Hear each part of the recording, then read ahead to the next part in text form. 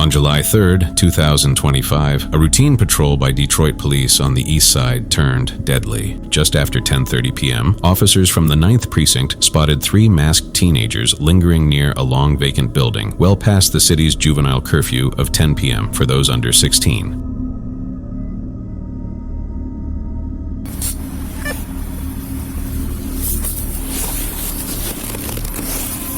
These curfews are in place to keep kids safe from late-night dangers, but these teens were out anyway, and one was armed with a .40 caliber handgun equipped with an extended magazine, a setup that's become all too common in youth-related violence. Thinking it looked suspicious, the officers moved in to investigate.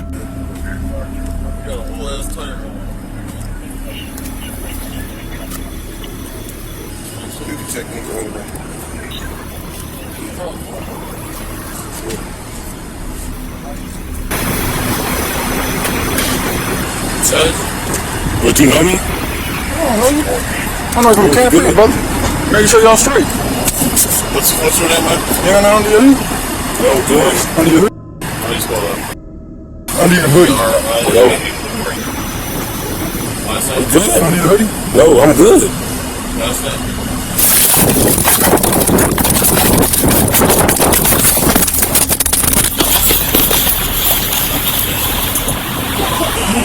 Stop reaching! Stop reaching! Stop reaching! Get shot, dude!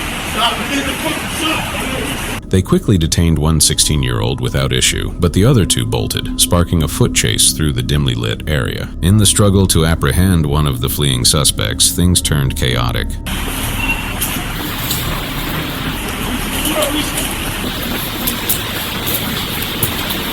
Stop fucking reaching!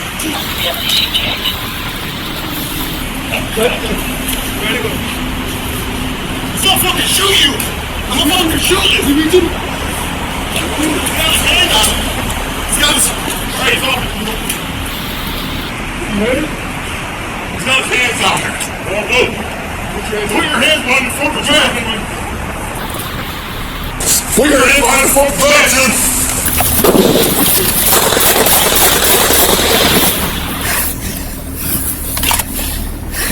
He's still alive. Stop breathing. I'm through. Stop breathing.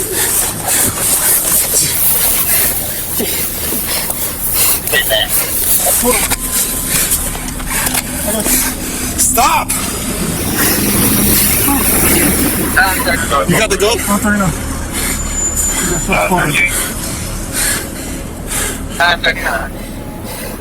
We're gonna be on Nest and Harper. Do you have the gun? Hold on, he's still bleeding.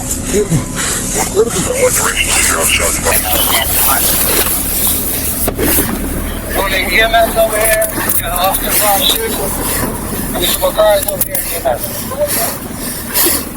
It's right there. The teen reached for his gun, managed to grab it, and fired a shot that struck an officer in the left hand. The officer, in a split-second decision, returned fire, fatally wounding the 16-year-old right there on the scene. The 3rd suspect vanished into the night, evading a search involving Michigan State Police and a canine unit. Luckily, the injured officer's wounds were non-life-threatening. He was rushed to the hospital, where Chief Todd Beddison visited him personally, noting he'd recover fully. As of today, November 2025, there's no official update on the 3rd suspect's capture or any charges filed against the detained teen, with the case still under review by prosecutors. Many in the community and beyond have questioned how teens so young end up armed and out late, pointing to lax parental oversight and easy access to illegal guns despite state efforts to crack down. It was fortunate the officer survived with minor injuries, but the loss of a young life has sparked calls for stricter curfew enforcement and more parental involvement. While details on the exact sequence are based on police accounts, reports suggest the teen's violation of curfew and possession of a firearm were key triggers, compounded by the high crime area's tensions and a lack of immediate de-escalation options in the heat of pursuit. And the absence of other body camera footage or witness statements released publicly has left some wondering about full transparency. Honestly, kids shouldn't be roaming armed in high-risk areas after dark in the first place. It's a recipe for tragedy, endangering not just themselves, but officers and the community, even with ongoing police reforms and gun safety laws in Michigan. On October 16, 2025, a taxi driver in China placed his full trust in his vehicle's autonomous driving system, but what started as a routine ride turned into a tragedy. You see, China has been at the forefront of adopting advanced driver assistance systems in vehicles, including taxis, where features like highway autopilot allow for hands-off driving under supervision. However, this driver, carrying a mother and daughter as passengers, became overconfident in the technology. Traveling at a high speed of 120 kilometers per hour on a busy highway, he let go of the steering wheel entirely and immersed himself in his smartphone, perhaps scrolling, watching videos, or chatting, completely distracted from the road ahead, where this happened.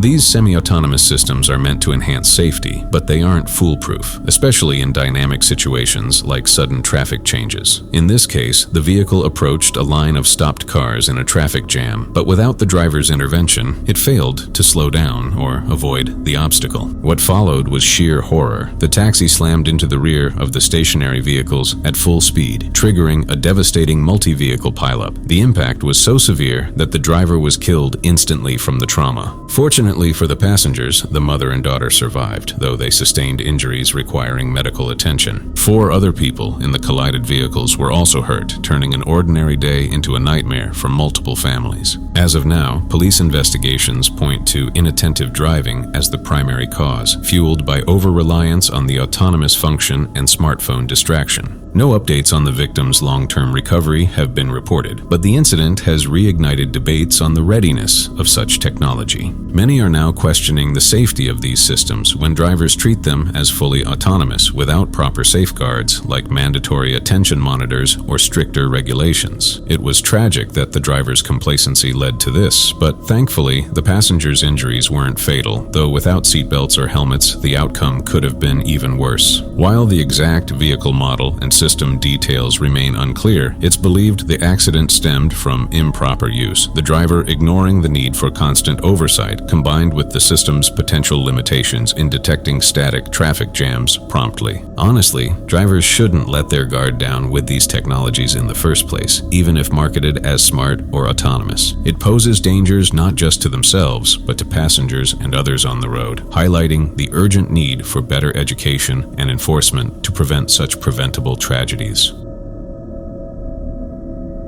On November 2, 2025, what started as a normal drive through the busy streets of Krasnodar, Russia, turned into a frightening scene caused by the carelessness of a few people. Krasnodar, a large and lively city in southern Russia, is home to more than 1 million residents and is known for its crowded roads, where cars, buses, and heavy trucks all fight for space in the same narrow lanes. Somewhere up ahead, a tire, most likely from a heavy truck, suddenly came loose and rolled freely into the flow of traffic. 3 passengers in a car that had pulled over to the side of the road noticed it, but instead of stepping forward to move it away from danger, they did this.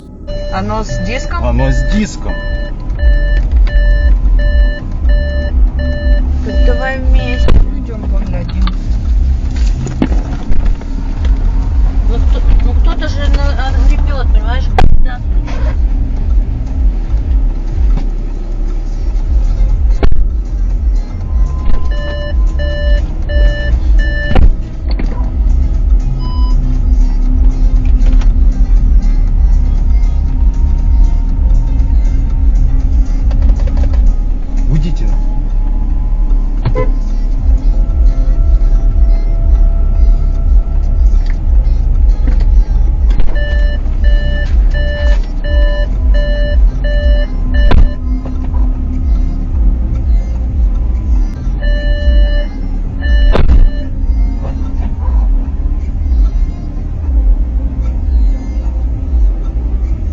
The driver of the first car, a sedan, saw the tire at the last possible second. He swerved hard to the side, tires screeching against the road, but there wasn't enough time to avoid it completely. The tire clipped the edge of the car, bounced off, and shot across the opposite lane with full force, hitting a second vehicle coming close. In an instant, everything turned chaotic. Metal scraped against metal, glass cracked, and both cars spun slightly before coming to a stop in the middle of the road. Dashcam footage of the incident began spreading across Russian social media platforms within hours. Many people were shocked not only by how dangerous the moment was, but by the fact that the three bystanders in the stopped car had simply sat there, watching and recording, rather than acting to remove the tire before the collision happened. As of November 2025, there was no official confirmation of serious injuries or fatalities, and local authorities have not released a formal report. Investigators believe the tire came loose due to poor maintenance, possibly worn lug nuts, low air pressure, or skipped inspection, issues made worse by the rough condition of local roads and the long hours trucks spend in transit. If the vehicles had been moving just a little faster, or if the night had made visibility worse, the outcome could have been much more tragic. Honestly, this entire accident could have been avoided. The three people who saw the tire rolling could have moved it out of the way or called for help. Instead, they sat there, filming, waiting for something to happen, and in doing so, they let a completely preventable accident unfold right in front of them. Instead, they sat there, filming, waiting for something to happen, and in doing so, they let a completely preventable accident unfold right in front of them.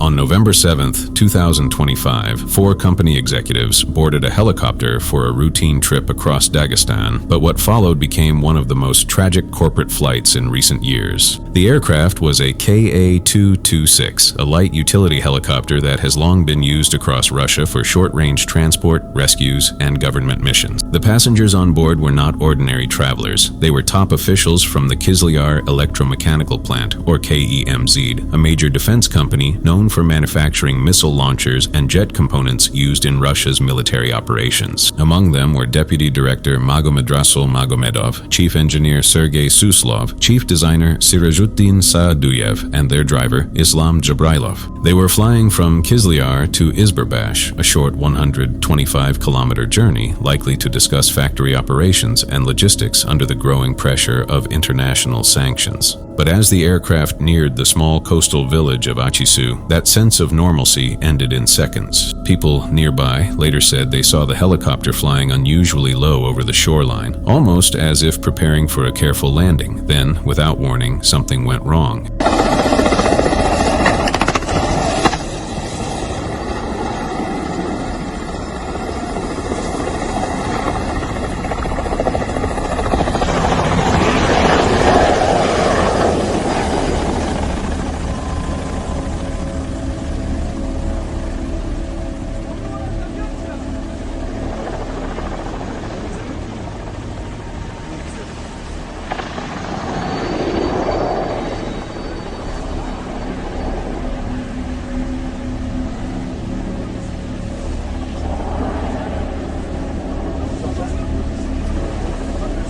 Он куда-нибудь туда посадит его.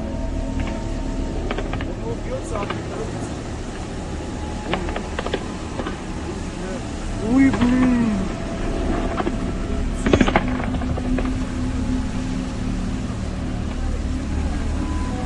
Moments later, a large explosion lit up the coastline, the wreckage engulfed in flames. All 4 passengers in the rear cabin, the 4 KEMZ executives and the flight mechanic, died instantly. Their remains later identified through DNA analysis. 2 others, the pilot and a crew member, somehow survived. They were badly burned and suffered multiple fractures, but managed to escape the wreck before being airlifted to a hospital in Makhachkala. But the pilot who survived initially succumbed to his injuries later. Investigators from Rosaviatsia, Russia's civil aviation authority, quickly labeled it a disaster and transported the wreckage to Grozny for inspection.